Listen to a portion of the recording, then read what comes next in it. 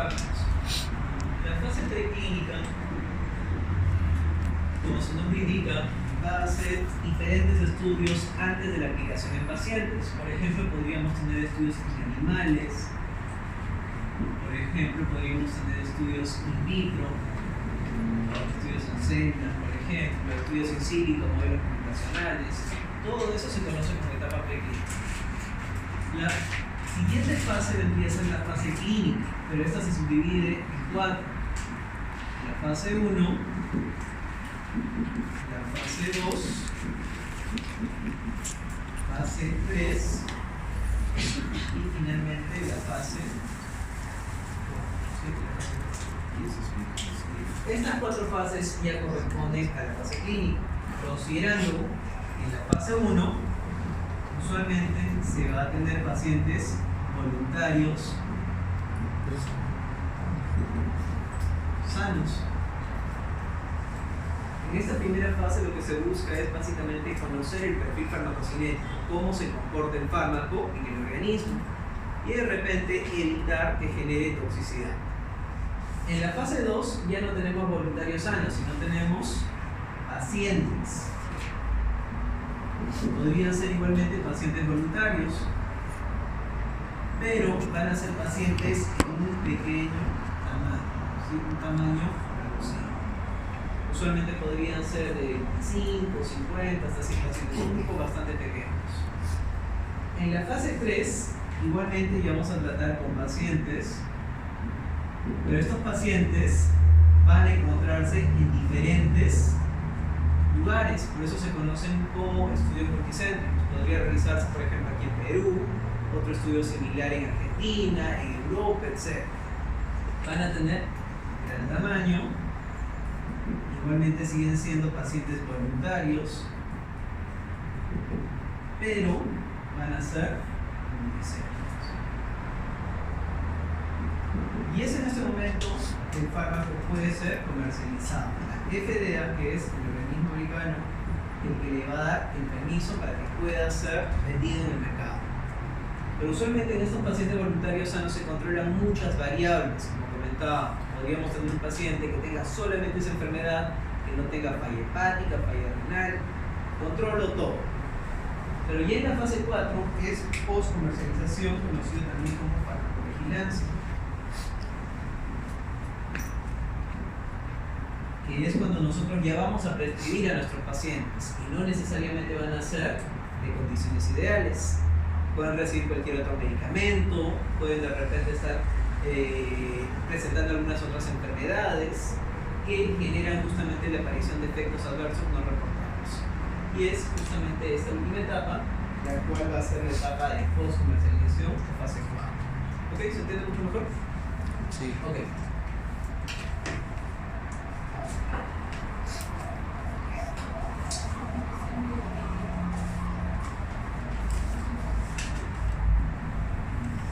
Pues yo pillé tu bolsa. Mañana recojo. Mañana coges. ¿No vas a ir para allá? Hoy las preguntas son bastante puntuales, no es algo reducido, son cosas que aplicamos. Un poco lo de las etapas, no tengo tiempo para detallar nomás, pero también estaba en la presentación.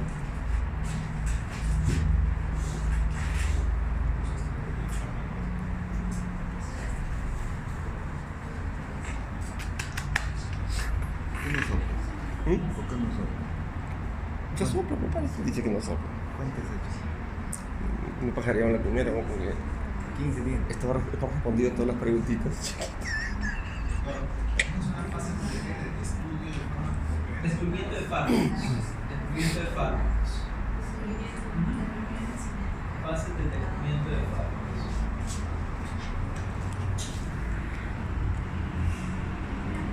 Ok, entonces, ahora sí, vamos a continuar con la clase y el día de hoy nos corresponde hacer una revisión sobre farmacocinética. Como ya hemos visto previamente, ¿qué cosa es la farmacocinética? ¿Cómo podríamos definirlo? ¿Qué nos indica ese nombre? Farmacocinética. Sí, movimiento. Cinética, movimiento. ¿Movimiento de qué? El fármaco a través del organismo. ¿Sí? Entonces vamos a ver cómo el fármaco va va a ir, digamos, distribuyéndose por diversos, o va a atravesar por diferentes tejidos para poder llegar a generar un efecto terapéutico. Entonces, como ya hemos visto anteriormente, la farmacocinética es una rama de la farmacología que se va a encargar de estudiar las modificaciones que nuestro organismo impone al fármaco. Yo puedo tener diferentes formas farmacéuticas, podría tener formas sólidas como tabletas, comprimidos, que están en un medio externo, están en el exterior. Yo necesito que esa forma farmacéutica pueda ingresar a mi organismo y posteriormente pueda llegar hasta cierto tejido. Igualmente podría tener ampollas, podría tener diferentes presentaciones. Justamente todas estas presentaciones van a sufrir modificaciones que van a ser impuestas por el fármaco dependiendo de la vía de administración que yo utilice. La farmacocinética se va a dividir en 5 etapas. Por ejemplo, vamos a tener una etapa de liberación, vamos a tener una etapa de absorción, una etapa de distribución, biotransformación y eliminación. Una forma muy fácil y muy práctica de recordar son los procesos LATME: liberación, absorción, distribución, metabolismo y eliminación. Eso es la farmacocinética. ¿Sí? Cómo el fármaco se libera, cómo se absorbe, cómo se distribuye, biotransforma y elimina. Veamos este gráfico. Como ya habíamos visto, yo podría tener una forma farmacéutica que voy a administrar. ¿Con qué finalidad? Con la finalidad de poder prevenir una enfermedad o tratar una enfermedad. Podría encontrar esta forma farmacéutica o podría encontrar este fármaco en diferentes presentaciones, pero toda presentación va a tener un principio activo más excipientes. ¿Sí?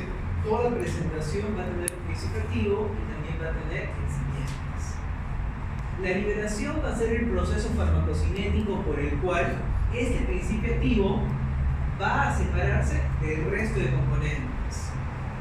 ¿Se acuerdan a qué componentes llamábamos excipientes?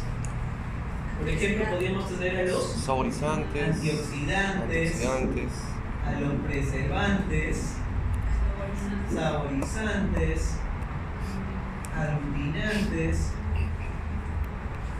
los protectores, encubierta. ¿Sí? Cualquier otro componente que acompañe el principio activo es considerado un excipiente. Entonces, en la primera, en la liberación, yo necesito que se separen todos estos componentes de mi principio activo. ¿Qué sucede cuando ya tengo el principio activo solo? Necesito que el fármaco pueda absorberse. Y la absorción es el proceso farmacocinético a través del cual el principio activo va a atravesar desde el lugar donde yo lo deposité hasta la circulación sistémica. ¿Sí? Entonces, ¿qué cosa es la absorción? Simplemente transferencia. Desde donde yo lo deposito hasta que llega a la sangre. ¿La liberación de qué depende, doctor? ¿De qué depende? La liberación depende básicamente de la forma farmacéutica. ¿La absorción de qué va a depender? De la vía de administración. Si yo administro, por ejemplo, por vía intramuscular, este proceso de absorción será mucho más rápido porque hay mayor vascularidad. Si yo lo administro por vía oral, yo tengo que esperar que el fármaco pase boca, esófago, estómago, intestino delgado, duodeno, y ahí recién se va a absorber. ¿Qué pasa si administro por vía sublingual? Piso de boca, venas sublinguales, la yugular interna, la cava superior y llego al corazón.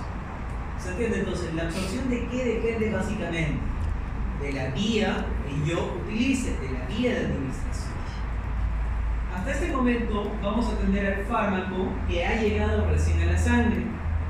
Luego que llega a la sangre, ¿qué necesitamos que suceda? El tercer proceso farmacocinético, distribución. Podemos tener el fármaco en forma libre o el fármaco en forma unida. Cuando se une a las proteínas plasmáticas como la albúmina, que lo veremos más adelante, va a ser una forma inactiva.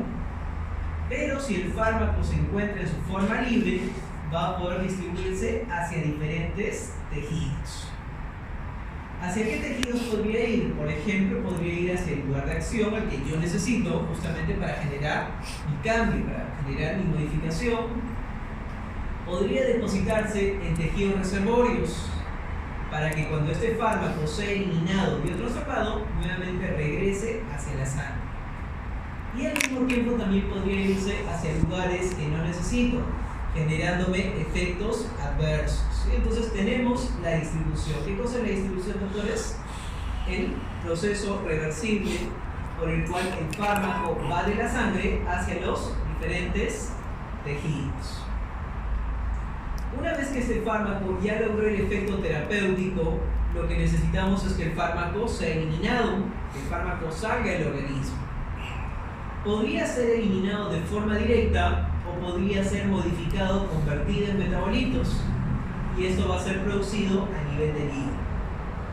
Si se va al hígado y es modificado, se conoce como biotransformación, ¿sí? O metabolismo.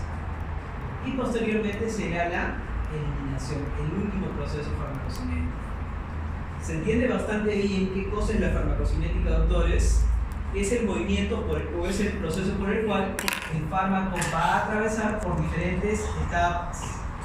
El cuerpo, en todo este caso, está generando modificaciones a mi forma farmacéutica, mi fármaco. ¿Sí? ¿Se entiende entonces qué es farmacocinética? Ok, ahora vamos a ver cada uno de estos procesos de forma mucho más detallada. No siempre. Podría generarse que algunos fármacos tengan bajo metabolismo hepático. Un ejemplo de ellos, por ejemplo, las penicilinas y las cefaloporinas, que van a llegar a la sangre, se distribuyen por todos los tejidos, pero solamente un pequeño porcentaje llega al hígado. Y este porcentaje que llega muchas veces no es modificado, solamente un 1%, 2% es modificado. Pero podría tener otros fármacos como los AINES, que sí llegan a la sangre, se distribuyen, pero cuando llegan al hígado son modificados en metabolitos. ¿Cuál es la finalidad de la biotransformación? La biotransformación tiene como finalidad hacer que la molécula sea mucho más grande. Por eso es que es muy importante. Si yo tengo a un fármaco en su forma libre, significa que está solo. Significa que el tamaño de mi molécula es muy pequeño. Pero ¿qué pasa si esta molécula está acompañada de otra molécula mucho más grande llamada albúmina, una proteína? Imagínense, tengo un vaso sanguíneo, tengo células endoteliales y yo necesito que se distribuya. ¿Cuál de estas dos formas va a poder atravesar fácilmente este capilar? ¿La forma libre o la forma unida? Libre. Por lógica, ¿no? La forma libre puede distribuirse hacia diferentes tejidos y es un proceso reversible a los tejidos y regresa. Fíjense la dirección de las flechas. ¿Y de qué depende? De su afinidad. Hay moléculas que pueden tener alta afinidad a la albúmina y hay otras moléculas que tienen baja afinidad a la albúmina, que lo vamos a discutir más adelante. ¿Pero se entiende la idea entonces? Perfecto. Entonces, como ya habíamos visto, la liberación es el proceso farmacocinético por el cual el principio activo tiene que separarse del resto de componentes. Dijimos que la liberación dependía básicamente de qué forma farmacéutica yo utilizase. Por ejemplo, necesitábamos de que el principio activo se separe de los excipientes, que podrían ser preservantes, aglutinantes, promotores de absorción, la cubierta entérica, etc. La finalidad de estos componentes es simplemente favorecer la estabilidad del principio activo, hacer que el principio activo se conserve de la mejor manera. Este proceso de liberación va a pasar por tres procesos. Podríamos tener un proceso de desintegración, un segundo proceso de desagregación y un tercer proceso de disolución. Veámoslo con uno. Imagínense que yo tengo una forma farmacéutica sólida, tengo un comprimido. Este comprimido, ¿qué es lo que tiene? Tiene principio activo, pero también tiene excipientes. Puede tener excipientes. En el primer proceso de desintegración, lo único que yo hago es generar porciones mucho más pequeñas. ¿Sí? Este comprimido empieza a sufrir un proceso mecánico, empiezo a destruir. Pero cada porción aún contiene los excipientes, pero también contiene el principio y. ¿Se entiende? Es un proceso de carga. En la desagregación, yo necesito que se pueda producir de manera exacta la separación. Ahora sí podría tener principio activo por un lado y por el otro lado podría tener los excipientes. ¿Sí? Podría tener todas las otras moléculas conocidas como excipientes. Y finalmente la disolución, ¿qué es lo que necesito? Que este principio activo se diluya en un medio líquido para posteriormente ser absorbido. ¿Se entiende? Entonces, la liberación tiene como finalidad separar al principio activo del resto de componentes. Algunos pasarán por desintegración, otros por desagregación y finalmente por la disolución. Por ejemplo, ¿quiénes pasan por las tres etapas? Podríamos tener a las tabletas y a los comprimidos. Tabletas y comprimidos pasan por las tres etapas. Pero si yo tuviese una forma farmacéutica que ya viene en polvo, ¿necesitaría desintegrarse? No. Por ejemplo, aquí podría tener algunas cápsulas. Que tengan un contenido granulado. Por ejemplo, aquí podría tener a la suspensión.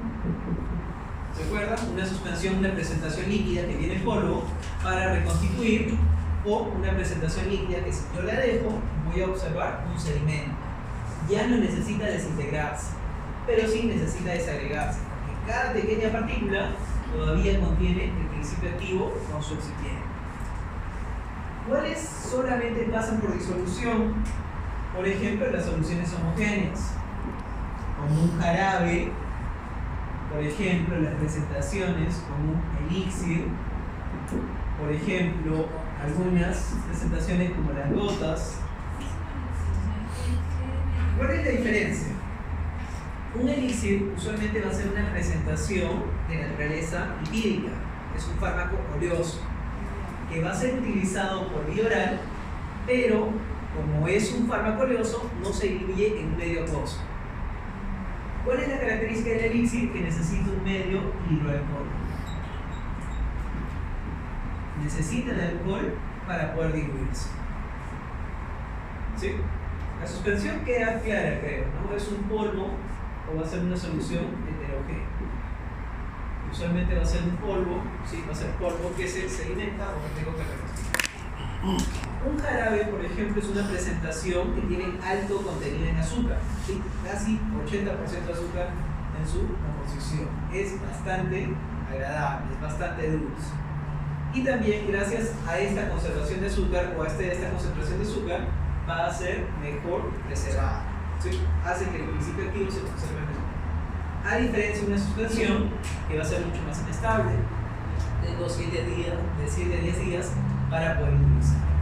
Entonces, como pueden ver, la liberación va a ser un proceso que depende básicamente de ¿qué?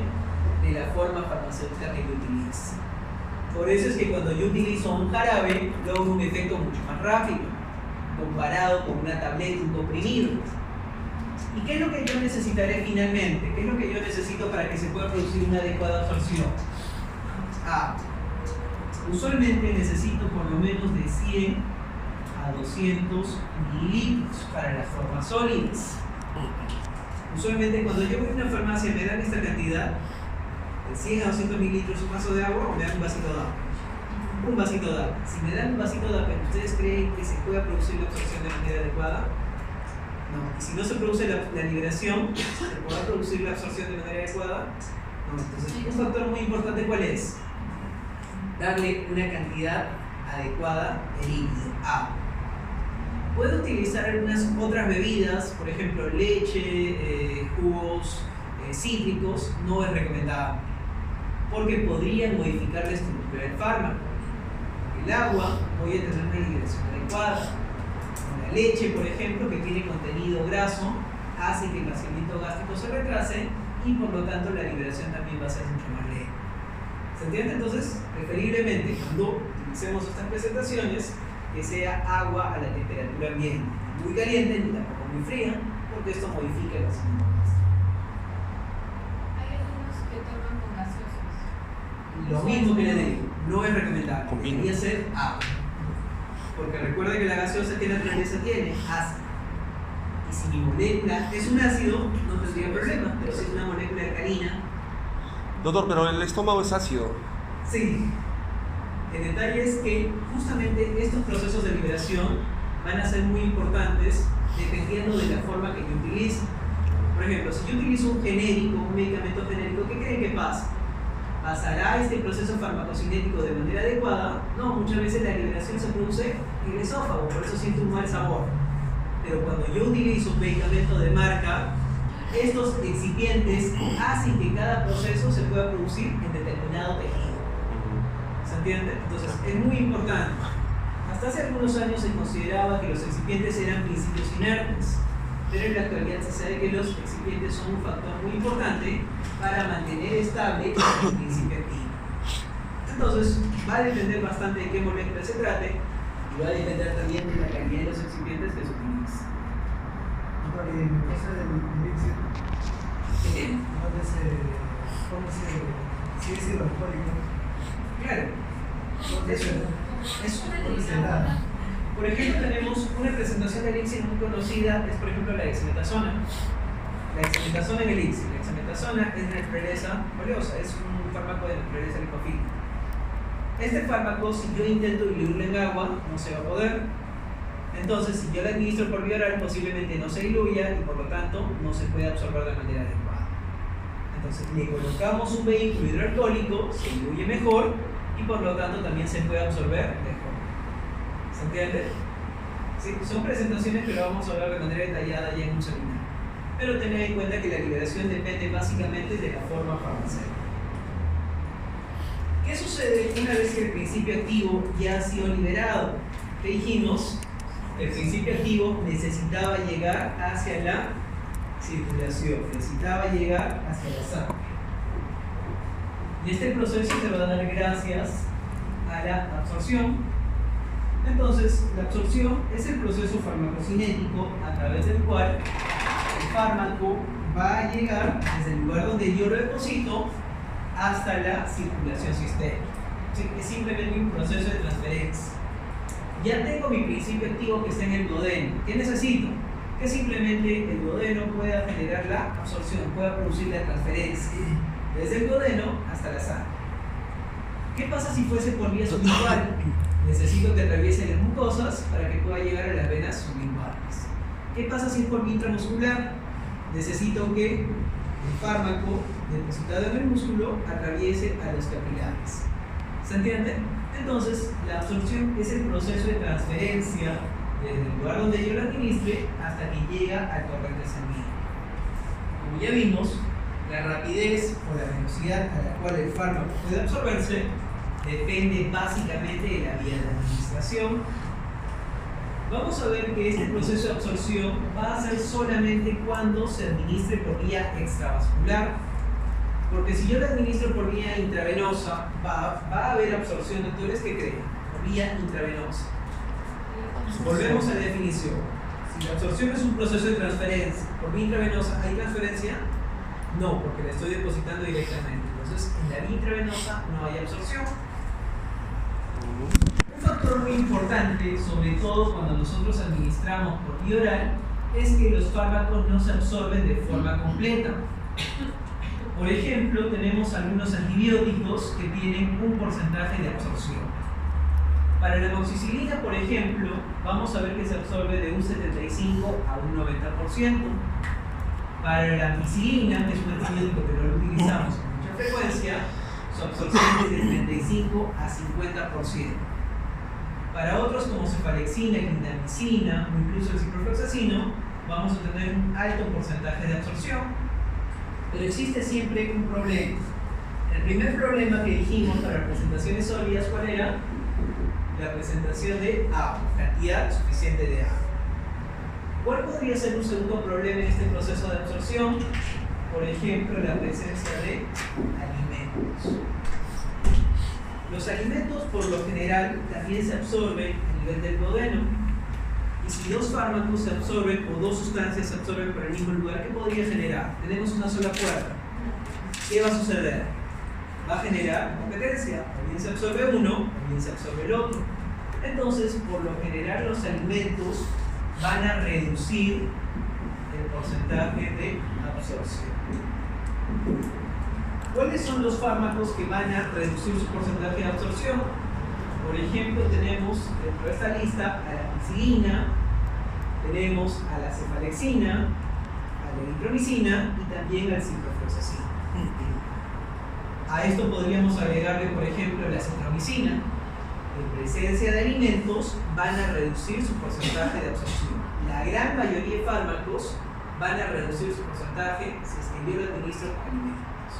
Para poner un ejemplo, la cefalexina es un antibiótico muy utilizado, sobre todo para infecciones leves, de forma individual, es una cefalosporina de primera generación. ¿Cuánto es el porcentaje de absorción? 80 a 95%. ¿Qué creen? ¿Es bueno o es malo? Es bastante bueno, ¿sí? En el mejor de los casos, hasta un 95% de la dosis que yo utilice. Pero ¿qué sucede si yo lo administro conjuntamente con las comidas? Podría ser que reduzca, puede reducir menos del 80%. De repente reduce un 20 o 30%, imaginemos un 20%. 60% será bueno para un antibiótico, ¿qué creen?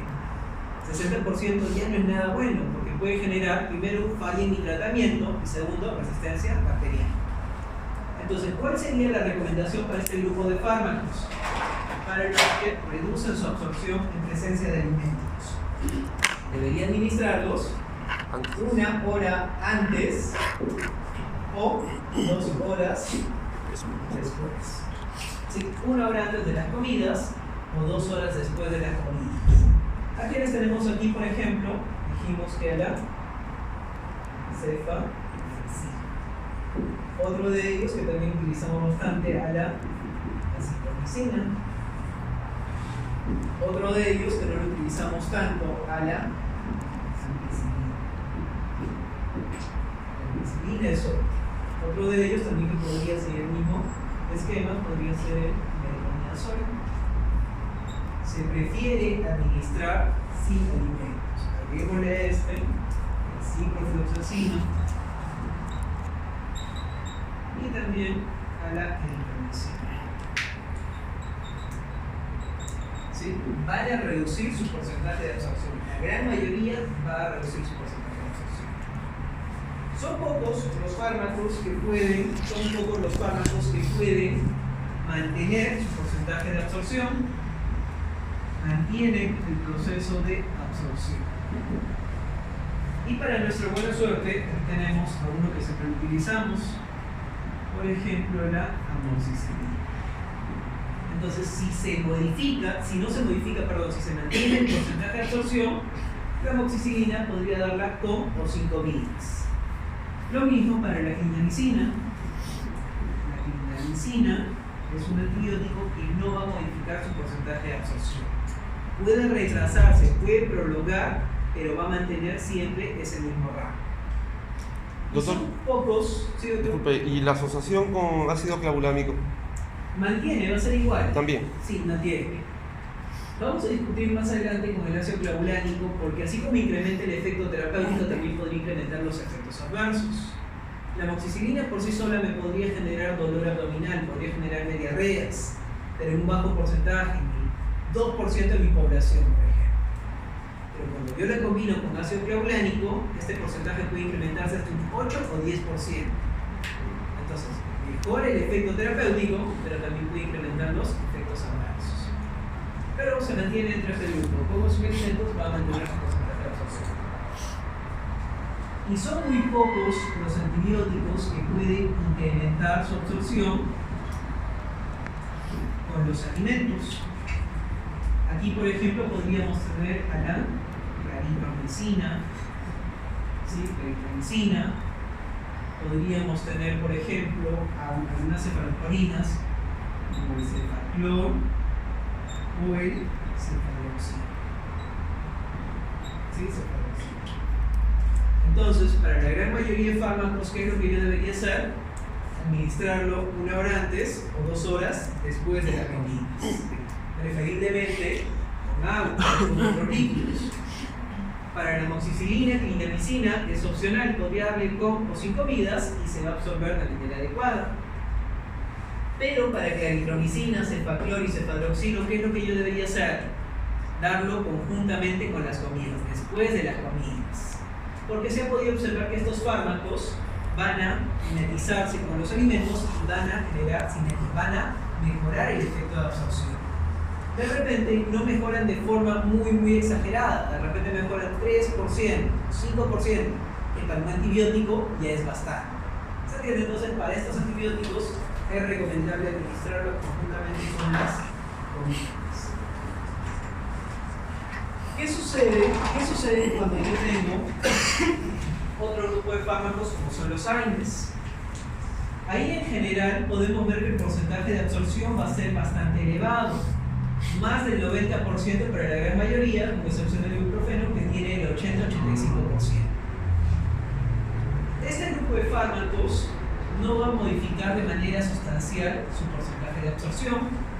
Por ejemplo, si yo utilizo ketoprofeno por vía oral sin alimentos, se absorbe el 90-95%. Pero si yo lo utilizo con los alimentos, se reduce en un porcentaje de 2, 3 o máximo 5%, un porcentaje mínimo. Va a modificar mi terapia con un 85% para un AINE. ¿Qué opinan, doctores? ¿Será bueno o será malo? Es bastante bueno. Y además debemos recordar que algunos de los AINES de esta lista son gastrolesivos. Los AINES por naturaleza tienen naturaleza ácida. Y también algunos inhiben algunas enzimas, por ejemplo la citoesquinasa 1, a nivel de la glucosa gástrica, generándome más gastrolesividad. Entonces, si yo sé que son ácidos, que tienen esa característica de ser gastrolesivos, ¿cuál creen que sea la recomendación? ¿Administrarlas con o sin alimentos? Con alimentos. Sí, se prefiere administrar los AINES conjuntamente con los alimentos. Alguien dirá por ahí, ¿reducen su porcentaje de absorción? Sí, pero es un porcentaje mínimo. Estoy dispuesto a correr el riesgo para no generar mayor daño en el paciente. Y algo muy importante es que estos AINES, como dijimos, van a ser altamente gastrolesivos, como el ketorolaco y el naproxeno. Recuerden que el paracetamol no es un AINE, lo vamos a discutir también más adelante, pero lo colocamos dentro de este grupo como los analgésicos. El paracetamol no es un AINE, puede ser una muy buena opción para pacientes alérgicos a los AINES. Y cuando se aplican con omeprazol o esomeprazol para prevenir. Usualmente si vamos a utilizar algunos fármacos como los protectores de glucosa gástrica o los inhibidores de bomba de protones, se recomienda utilizarlos antes de las comidas. Por ejemplo, si voy a utilizar omeprazol, podría utilizar 20 miligramos, 30 minutos o una hora antes de las comidas. Entonces, si mi paciente desayuna normalmente a las 7 de la mañana, a las 6 tendrá que consumir su omeprazol, 20 miligramos. Lo mismo con el pantoprazol, el esomeprazol, se recomienda utilizarlo antes de las comidas, una vez al día. ¿Sí? Es una forma de generar, digamos, cierta protección. No me va a evitar el riesgo gastrolesivo del ketorolaco con el naproxeno, pero sí podría reducir. Hay algunos AINES que van a ser mejor opción para este grupo de pacientes, como por ejemplo el diclofenaco o el meloxicam, que son menos gastrolesivos. Sí, dentro de todos los AINES, estos son los más gastrolesivos, moderadamente gastrolesivos y poco gastrolesivos, siendo el diclofenaco y el meloxicam. ¿Sí? ¿Ok?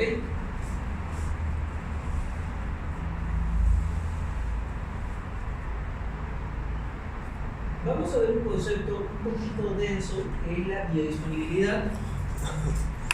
La biodisponibilidad es un concepto que debemos tener un poquito claro, porque va a ser la cantidad y velocidad a la cual el fármaco va a llegar a la sangre, pero de forma inalterada. A ver, veámoslo de otra manera. Usualmente cuando yo utilizo una cantidad de fármaco, si yo utilizo una cantidad de fármaco de una forma farmacéutica, dijimos que no todos se absorben.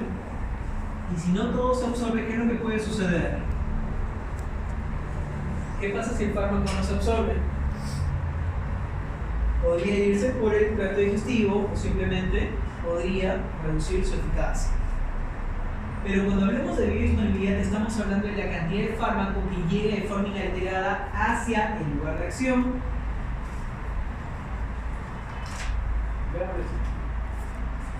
Si yo tuviese que administrarle a mi paciente 1 gramo de paracetamol,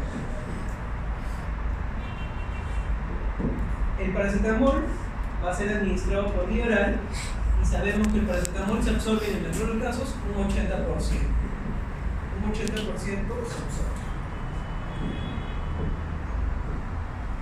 ¿Qué pasa con el 20% restante?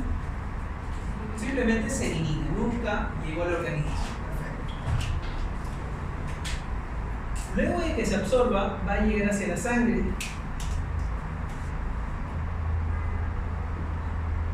Va a llegar hacia la sangre. Pero este proceso, para que pueda llegar a la sangre, también va a depender de la vía de administración. Si yo lo administro por vía, por ejemplo, por vía oral, antes que pueda llegar hacia la sangre, va a pasar primero por el hígado. ¿Sí? Por el sistema POF. Aquí está. Por ejemplo, aquí tengo un paciente que está consumiendo un fármaco por vía oral, va a ir por boca, esófago, estómago y va a llegar al intestino delgado. Una vez que llega al intestino delgado, que le dijimos, se produjo la absorción. El fármaco llega a la circulación sistémica. Pero antes de poder llegar hacia el corazón y distribuirse por todos los tejidos, va a pasar primero por el hígado. Si recordamos por la clase de anatomía, la sangre que drena el intestino delgado va a ir por el sistema porta. Y si llega hacia el sistema porta, va a llegar hacia el hígado, y en el hígado nosotros tenemos enzimas que van a modificar la estructura del fármaco. Por lo tanto, este 80% que se absorbió todavía puede reducirse un poco más. Podría haber de repente un 10%, podría ser un porcentaje variable que pueda seguir reduciendo esta cantidad. Por ejemplo, si se reduce un 10% de ello, solamente tendría un 70% en la sangre. Y a este porcentaje se le conoce como biodisponibilidad. Esta biodisponibilidad depende no solamente de la absorción, sino también de aquellos fármacos que puedan pasar por el fenómeno de primer paso hepático. Este proceso solamente se produce por vía oral, porque imagínense, ¿qué pasa si yo administro por vía intravenosa? ¿Por vía intravenosa va a tener absorción? No, llega directamente hacia la sangre. ¿Cuánto es la biodisponibilidad por la vía intravenosa? ¿Cuánto será? ¿Tiene absorción? 80%. ¿Tiene absorción? No. 100%. La disponibilidad va a ser de 100%.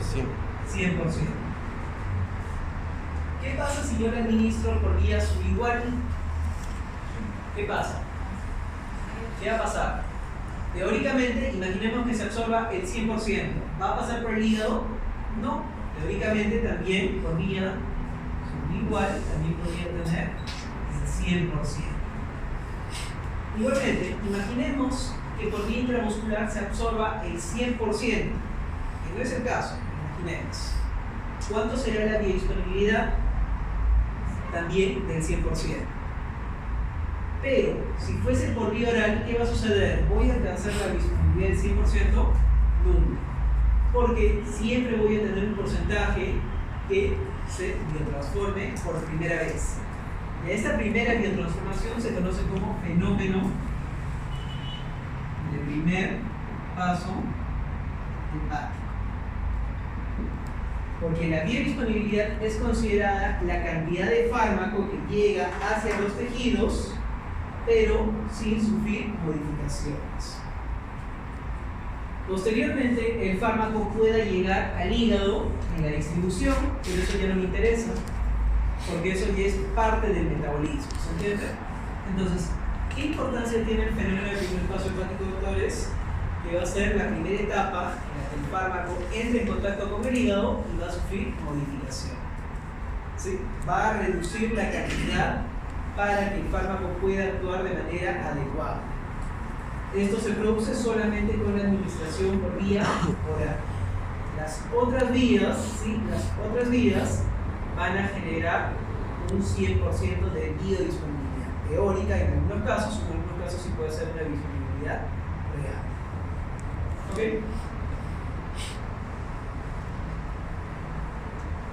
Vamos con el siguiente proceso farmacocinético, que es la distribución. que ya tenemos al fármaco, en la sangre de forma inalterada, tenemos una cantidad de fármaco inalterado, necesitamos que este fármaco pueda distribuirse por diferentes tejidos, pueda llegar hacia diferentes tejidos de forma reversible. Por ejemplo, dijimos que podría distribuirse hacia qué lugares, hacia el lugar de acción, al lugar donde yo necesito que actúe.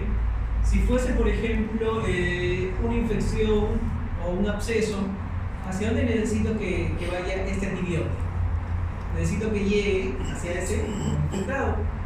Si fuese, por ejemplo, un analgésico, tengo una pulpitis, ¿hacia dónde necesito que llegue el aire? Hacia la pulpa o hacia el tejido inflamado igualmente. Entonces, vamos a ver que la distribución es ese proceso por el cual el fármaco va a llegar a su lugar de destino, pero de forma reversible. Va a hacer la transferencia desde la sangre hacia los diferentes tejidos.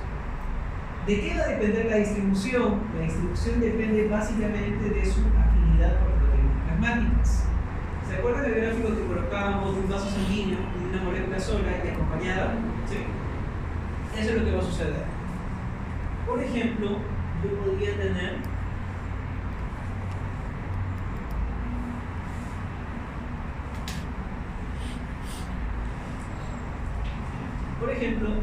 tener un fármaco de dos formas. Podría tener el fármaco en su forma libre o en su forma unida. ¿Dónde está en forma libre? Es una característica de cada fármaco. Por ejemplo, les doy un ejemplo. Tengo un fármaco llamado naproxeno. El naproxeno tiene una unión a proteínas plasmáticas del 95%. Tengo otro fármaco como el paracetamol,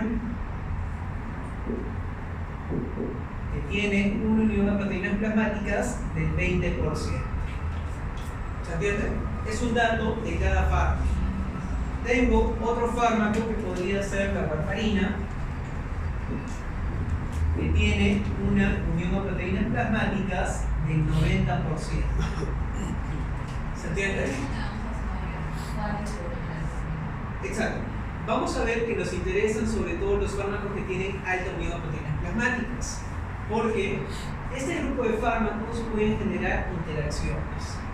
A ver, si yo tengo un fármaco que tiene un 95% de unión a proteínas plasmáticas, ¿qué me indica?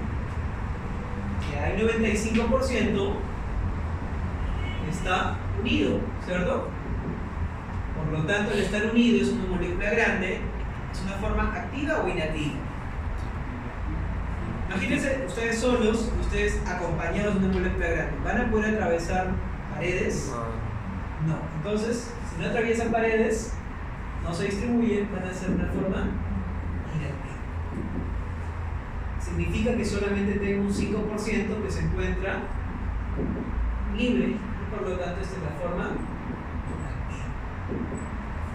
Este 5% es responsable de generarme diversos efectos. Puede irse hacia diferentes tejidos.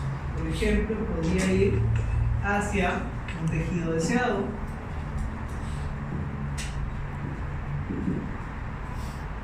Un tejido diana, un tejido deseado. Podría irse hacia un tejido en el cual podría generar reservas. Podría irse hacia tejidos no deseados, generándome efectos adversos. ¿Se entiende? La forma libre es la que puede atravesar los capilares, puede atravesar membranas. ¿Qué pasa con el paracetamol? ¿Qué podría decir del paracetamol? ¿Qué significa ese 20%? 20% inactivo, tengo 80% activo. ¿Qué podría decir de la warfarina? 90% inactivo y solamente un 10% en su forma activa. ¿Se entiende? Entonces, esa característica se conoce como unión a proteínas plasmáticas. Mientras que la molécula esté en su forma libre, puede atravesar capilares, puede atravesar membranas. Mientras que el fármaco está unido a alguna proteína, como por ejemplo, la albúmina, vamos a ver que no puede atravesar estos capilares. El fármaco en realidad puede unirse a diferentes estructuras. Podría unirse hacia células sanguíneas, como por ejemplo la citromicina tiene gran afinidad por los polimorfonucleares.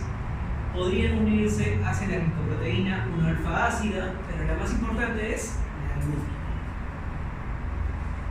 El fármaco que se encuentra en forma unida a estas proteínas se encuentra inactivo. El fármaco que se encuentra en forma libre puede atravesar membranas. Una forma de recordar esto es como tener un niño. Si yo tengo un niño que es de 5 años, bastante inquieto, ¿qué pasa cuando está solito? Hace un montón de travesuras. ¿Qué pasa cuando al niño lo acompaño de un adulto? ¿Podrá comportarse de la misma manera? No, va a controlarse un poco más. Entonces es algo similar. Cuando el fármaco está unido a proteínas plasmáticas, va a ser inactivo, no me va a generar efectos. Pero cuando el fármaco está en forma libre, hace lo que quiere, puede distribuirse hacia el lugar que desee, generándome efectos terapéuticos y también muchos más efectos adversos. Entonces, el fármaco va a estar unido a las proteínas plasmáticas en un proceso reversible. El fármaco, cuando se encuentra en su forma libre, atraviesa capilares, atraviesa membranas celulares, puede llegar a sitios intracelulares. El fármaco en su forma libre puede ir hacia el hígado para biotransformarse o incluso podría ser eliminado de forma directa. ¿Sí? Lo que preguntaba la doctora, por ejemplo. En su forma libre puede distribuirse hacia cualquier lugar. ¿Por qué se la podemos aceptar que está escrito en cada fármaco? Sí. No, en cada fármaco, usualmente cuando nosotros vemos el prospecto que tiene cada fármaco, tiene estos datos. Como les digo, no nos interesa memorizarlo, sino recordar más bien quiénes son los que tienen alto nivel de proteínas plasmáticas. Pero ¿por qué nos podría interesar? Porque entre dos fármacos que tengan alto nivel de proteínas plasmáticas puede generar competencia. Lo vamos a ver en un ejemplo. ¿Ok? Perfecto. ¿Qué podríamos decir de este fármaco? ¿Tiene alta o bajo nivel de proteínas plasmáticas? ¿Qué podríamos decir? ¿Alta o bajo nivel de proteínas plasmáticas? Lo de blanco es una albúmina, es una proteína. Lo de azul es el fármaco. Tengo 5 moléculas y de las 5, 4 están libres y solamente una está unida. Tiene bajo nivel de proteínas plasmáticas. 20%, se parece al paracetamol. 20% que se encuentra en forma unida y 80% en su forma libre. La forma libre atraviesa membranas y genera un efecto terapéutico mucho más intenso. La forma libre puede eliminarse de manera mucho más rápida. ¿Qué podría decir de este grupo de fármacos? ¿Tienen alta o bajo nivel de proteínas plasmáticas? Alto, porque aproximadamente de 7 moléculas, solamente 2 están en forma libre y 5 están en forma unida. ¿A quién se parece? Al naproxeno o a la warfarina. Son fármacos con alto nivel de proteínas plasmáticas. Por eso es que la forma libre va a tener un efecto mucho más controlado, un efecto mucho más bajo. Y también va a demorar mucho más en eliminarse. Pero recuerden que este proceso es un proceso reversible. ¿Qué pasa cuando este fármaco se distribuye hacia otros tejidos o este es eliminado? ¿Qué pasará con esta molécula? ¿Se quedará siempre unida a la albúmina? No, es un proceso reversible. Está sentadito en su silla y simplemente se desplaza, se desprende. El problema es cuando justamente nosotros tenemos dos fármacos que tengan alto nivel de proteínas plasmáticas. ¿Se acuerdan del juego de las sillas, doctores? Una sola silla y dos personas que quieren sentarse en el mismo lugar. ¿Qué sucede? Empiecen a competir. Entonces, aquí nosotros tenemos a un paciente varón de 48 años que tiene diagnóstico de diabetes mellitus tipo 2 desde hace 5 años. Actualmente en tratamiento con glibenclamida. La glibenclamida es un hipoglicemiante. La glibenclamida, vamos a colocarlo aquí, tiene alta unión de proteínas plasmáticas, más del 90%. Si el paciente que ya consume cierto fármaco con alta unión de proteínas plasmáticas acude a la consulta para la colocación de un implante cardio inmediata, y por error este profesional le da naproxeno durante 7 días. Primero, un fármaco con alto grado de proteínas plasmáticas, y segundo, le está dando una terapia muy prolongada. ¿Por cuántos días se dan los AINES usualmente, doctores? ¿Por cuántos días? 3 días. De 3 hasta 5 días. Imaginemos que por error le hemos dado 7 días. ¿Qué podría suceder? El naproxeno desplaza a la glibenclamida de su unión de proteínas plasmáticas. ¿Sí? ¿Se entiende? Yo tengo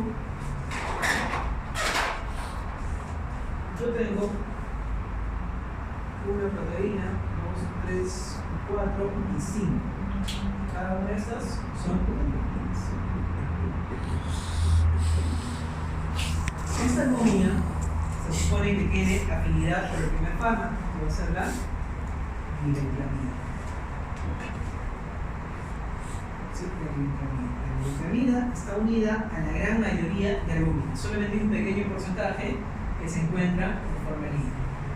Y también tengo glibenclamida en su forma libre, ¿cierto? Tengo glibenclamida en su forma libre.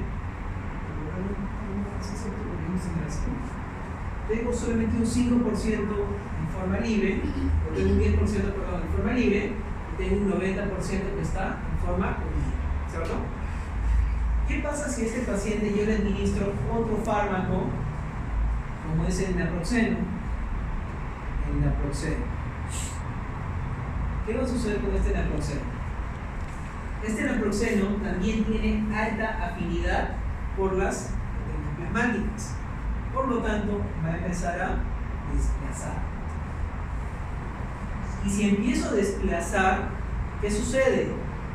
Que la glibenclamida va a empezar a aumentar su concentración.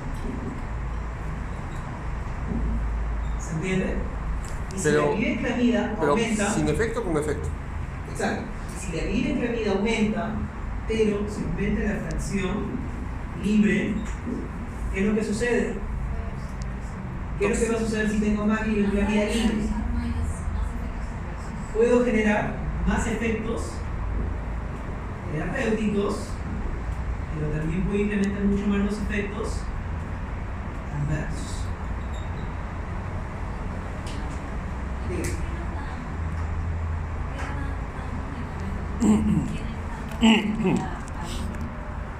Si al final la parte libre es como que se va y lo activo, porque un 5% es suficiente para ese fármaco sí.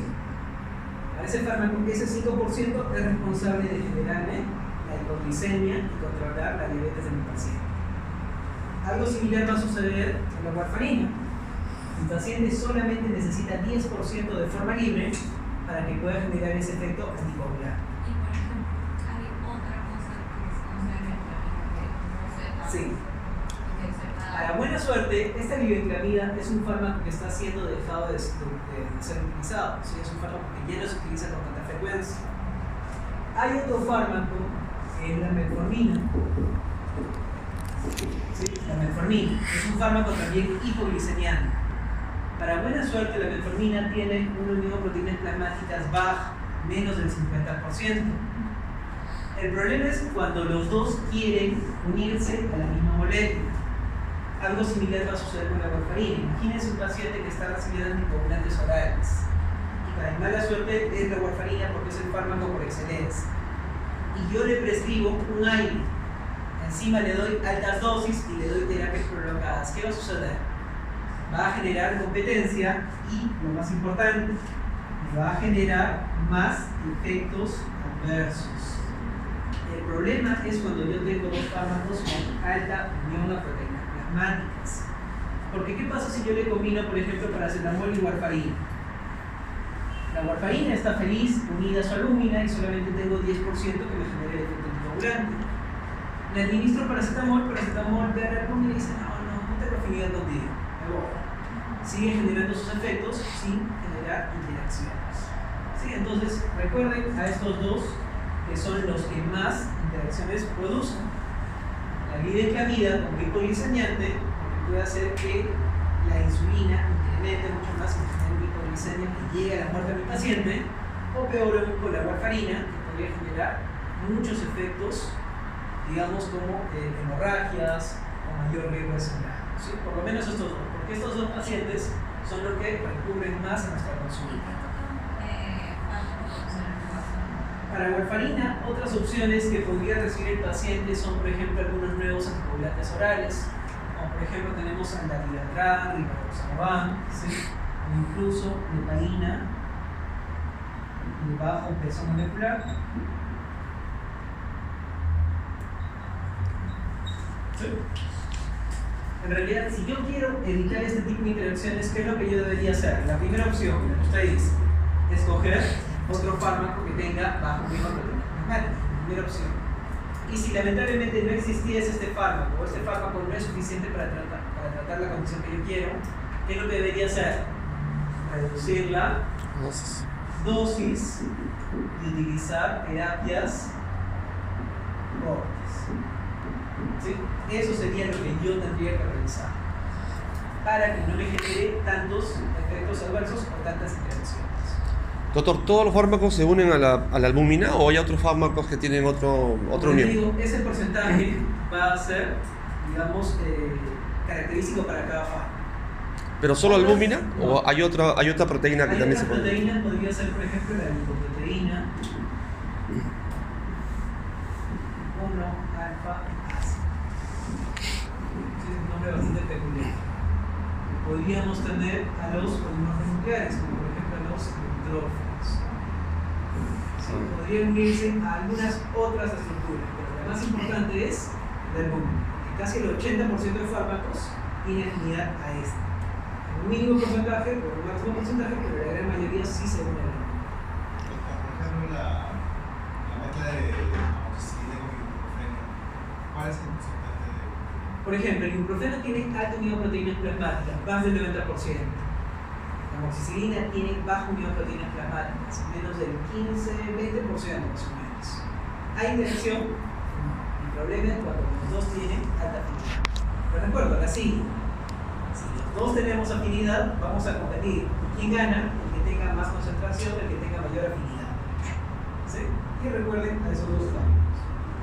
Entonces podríamos tener, en este caso, el fármaco nuevo, que es el naproxeno, desplaza a la glibenclamida de su unión a proteínas plasmáticas, por lo tanto la glibenclamida tiene mayor fracción libre, y si hay mayor fracción libre, incrementa sus efectos terapéuticos o sus efectos adversos. ¿Qué pasaría si fuese, en este caso, la warfarina? Un paciente varón de 48 años que tuvo un infarto hace 2-3 años y recibe warfarina. Le administro nuevamente un aire como el naproxeno. Dosis altas, terapia prolongada. ¿Qué podría pasar? El naproxeno igualmente desplazaría a la warfarina y también podría generarme más efectos adversos de la warfarina. Sí, recuerda, el nuevo va a desplazar al antiguo y el antiguo hace que aumenten sus efectos adversos.